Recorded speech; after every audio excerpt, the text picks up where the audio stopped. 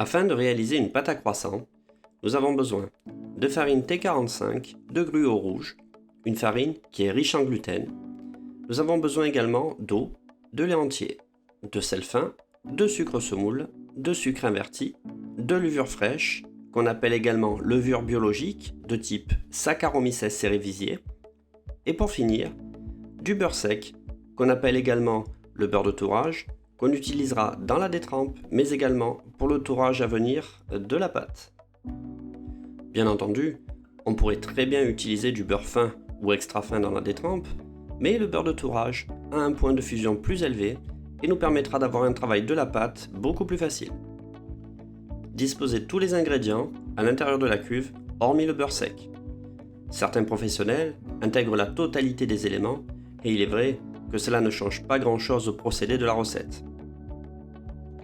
Les éléments cruciaux à maîtriser sont les ingrédients, le matériel utilisé et la durée de pétrissage.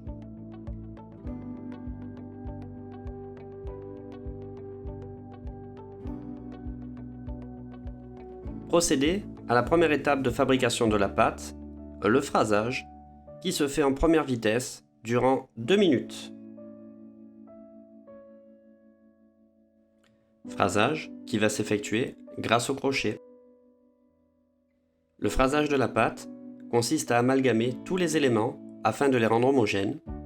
Cette étape est assez rapide et se réalise toujours à petite vitesse. Lorsque la pâte commence à être homogène et se décoller de la cuve, on peut considérer que le phrasage est terminé. Incorporez le beurre froid coupé en petits morceaux, puis passez à la deuxième étape de fabrication de la pâte, c'est-à-dire le pétrissage. Pétrissage qui s'effectuera en première ou deuxième vitesse en fonction du matériel utilisé durant 10 minutes et permettra de démarrer la formation d'un réseau glutineux. Selon les farines, la force n'est pas la même. Il est parfois nécessaire de les couper. C'est la raison pour laquelle on peut rencontrer des recettes avec de la farine de gruau rouge et de la farine de tradition. En définitive, nous avons besoin de force au sein même d'une pâte à croissant, mais celle-ci doit être modérée. Chaque professionnel va ainsi adapter son protocole en fonction des ingrédients utilisés et du matériel. Attention à ne pas trop pétrir, car l'excès de pétrissage génère de la force. De même, la fermentation et le tourrage génèrent également de la force au niveau d'une pâte. C'est la raison pour laquelle le pétrissage doit être parfaitement encadré. À l'issue du pétrissage, la pâte est homogène. La température idéale de la pâte se situe entre 22 et 24 degrés. Récupérez la pâte sur le plan de travail légèrement fariné et la rabattre. On peut tout à fait procéder à un petit pointage d'environ 30 minutes.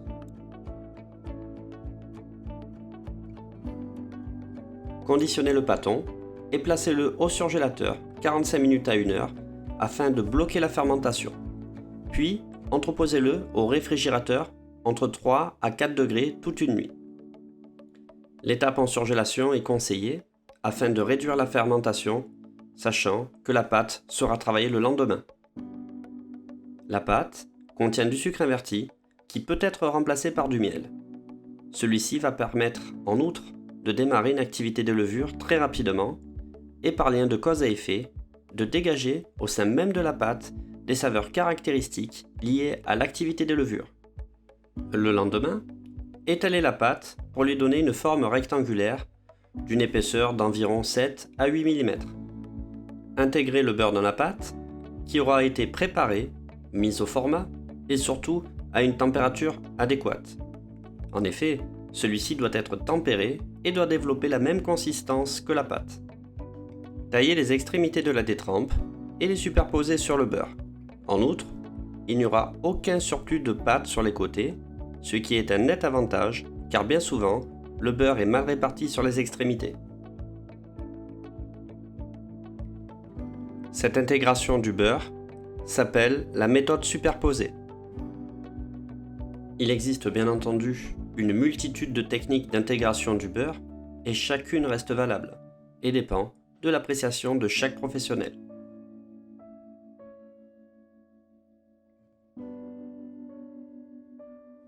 Abaisser la pâte jusqu'à environ 5 mm d'épaisseur.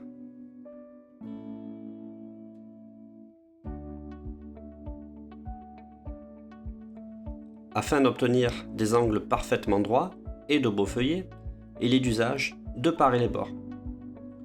Bords qui peuvent se retrouver sans beurre, et ceci nuirait au bon développement des feuillets. Ces parures seront ensuite utilisées en intégration dans une note détrempe ou tout simplement retravaillées avec des pépites de chocolat et cuits dans des moules. Réalisez un tour double,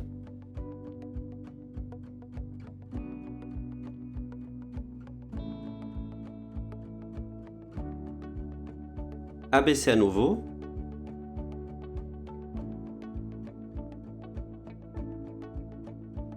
et pour finir, réalisez un tour simple.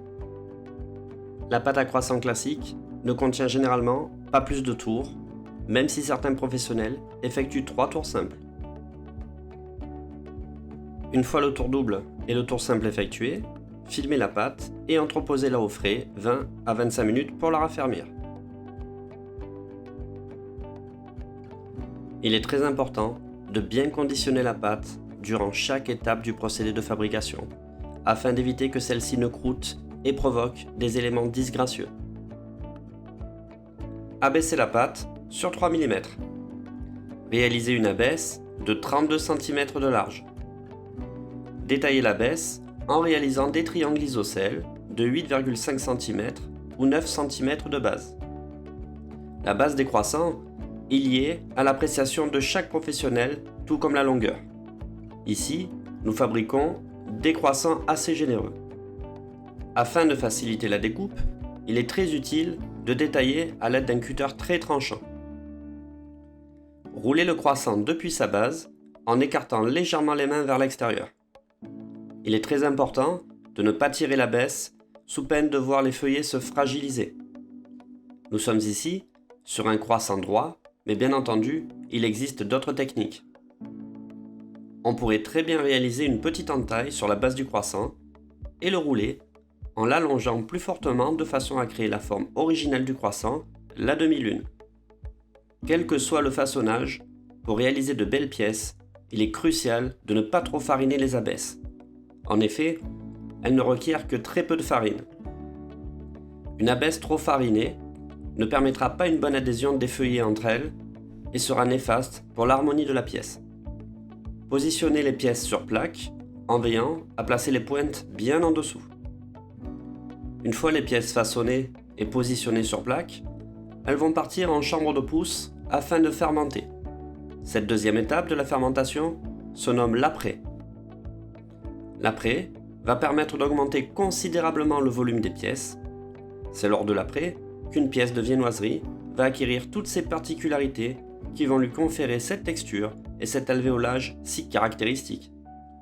L'après mené à son terme, on observe un bon gonflement des pièces. Dorez délicatement à l'aide d'une dorure enrichie en jaune d'œuf et en crème, ce qui va apporter une brillance et nous permettre de dorer qu'une seule fois. Pour faciliter ce travail et éviter que les structures s'effondrent sous des coups de pinceau maladroits, les pièces, une fois les pousses effectuées, ont été entreposées au frais quelques minutes afin de les raffermir. Dans le cas des pâtes levées feuilletées, c'est aussi un net avantage pour la cuisson qui permettra d'avoir des feuillets beaucoup plus stabilisés. Une fois la dorure appliquée, on peut enfourner environ 20 minutes à 160-165 degrés.